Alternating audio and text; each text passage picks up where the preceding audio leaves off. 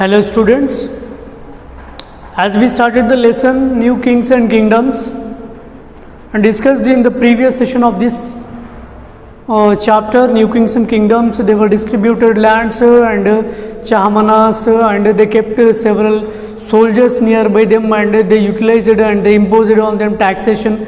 These are all the things we were saw in the previous session of the online class. In today's class we can see part 2, the Chola dynasty. The Chola dynasty was ruled majorly in the southern part of the India. The land masses where they are, the revolts were caused, how the Chola dynasty was ruled, that we can see in the today's session of the online class. Let us take a look at southern India now. Chola rule is one of the well documented in the history of the south. Let us see how they became successful rulers. From Urayur to Tanjavur, the area of Tamil Nadu state, Urayur to Tanjavur, how did the Cholas rise to power? A minor chiefly family known as the Muttarayar held power in the Kaveri Delta. They were subordinates to the Pallava king of Kanchipuram. See here, they were subordinates to the Pallava king Kanchipuram. Vijayala, who belonged to the ancient chiefly family of the Cholas, from the Urayur, captured the delta from the Muttarayar in the middle of the 9th century. He built the town of the Tanjavur and the temple for goddess Nishum Bashudini, which means this was the Nishum Bashudini, which means where they has to live and worship in that place. The successors of the Vijayala conquered the neighboring regions and the kingdom grew in size and power.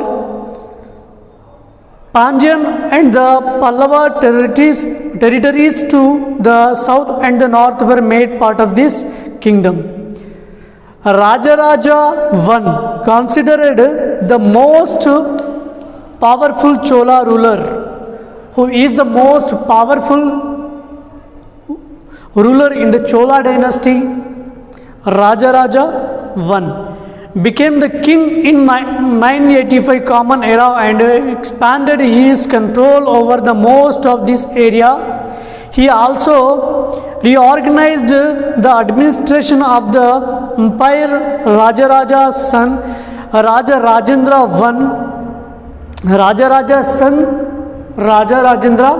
I. He also became one of the empire and continued his policies and even conquered the Ganga Valley, Sri Lanka and countries of the Southeast Asia, developing a navy for this expedition.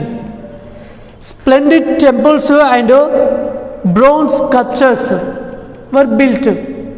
During the ruling period of Rajaraja I and his son Rajendra I, during the ruling period, they constructed splendid temples and bronze sculptures. The big temples of the Tanjavur and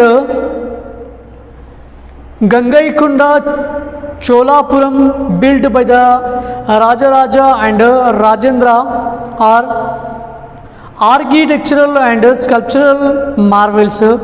Chola temples often became the nuclei of settlements which grew around them. They were also the centers of the craft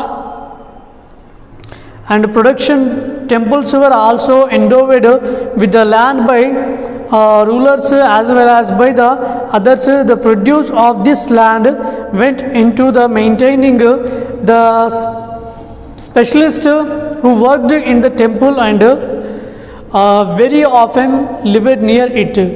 Priests, garland makers, cooks, sweepers, musicians, dancers, etc. In other words, temples were not only places of worship but also the hub of the economic, social and cultural life as well. So meanwhile the situation is very supportable to the people by the Raja I and Rajendra I, where they were constructed, where they were united, where they were broad and mutual understanding among the people instead of the revolt, instead of the revenges. They brought the several things and they created spiritualism in the people by constructing the new temples and sculptures. These are the changes which are brought among the people, which faith was increased immensely on the Rajendra I and Raja I and Rajendra I. So that is the reason here we can see amongst the crafts associated with the temples, the making of the bronze images was the most distinctive Chola bronze, and images are considered to be the finest in the world. While most images were not deities, some images of the devotees were made as well. Not only the deities, also devotees, the worship who was immensely loving that God, who was immensely felt that to worship that God. To such people's sculptures also prepared by the Rajendra I. Agriculture and irrigation, many of the achievements of the Cholas were made possible through the new developments in the agriculture. Look at map 2. Again, notice that the river Kaveri branches off into the several small streams before emptying into the Bay of Bengal.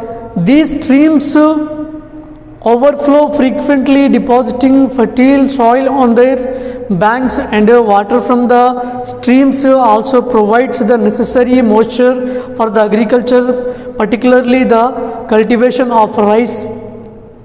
Although the agriculture had developed earlier in other parts of Tamil Nadu, it was only from the 5th of 6th century that this area was opened up for the large scale cultivation.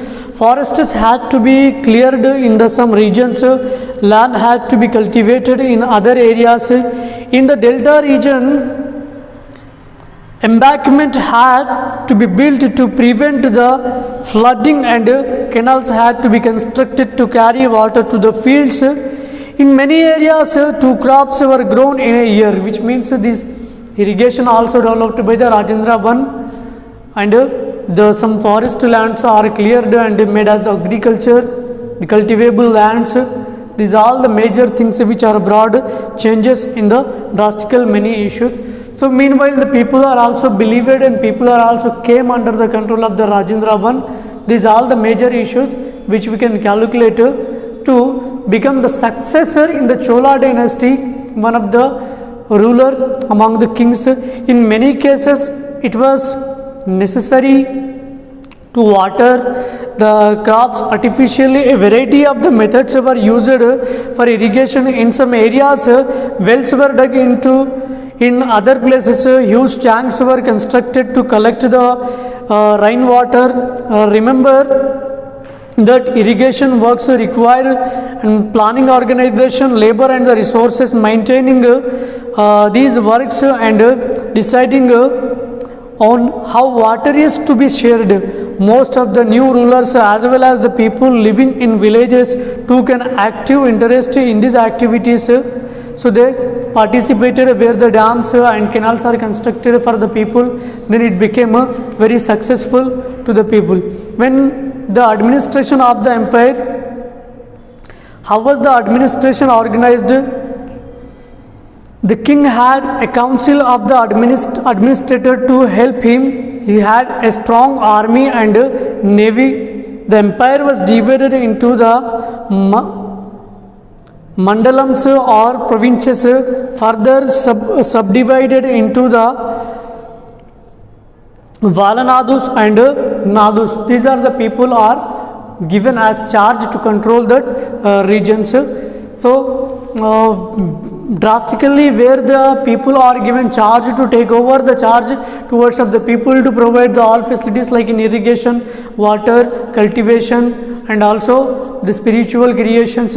These all the things were increased among the people, and the Chola dynasty was became successful in this which was ruled in this manner, and which was came to feed the people in this aspect, to guide them in the correct manner. So that is why the Chola dynasty in the southern part of the India, and also in other countries of the 6th and 7th centuries time, and it was became very successful.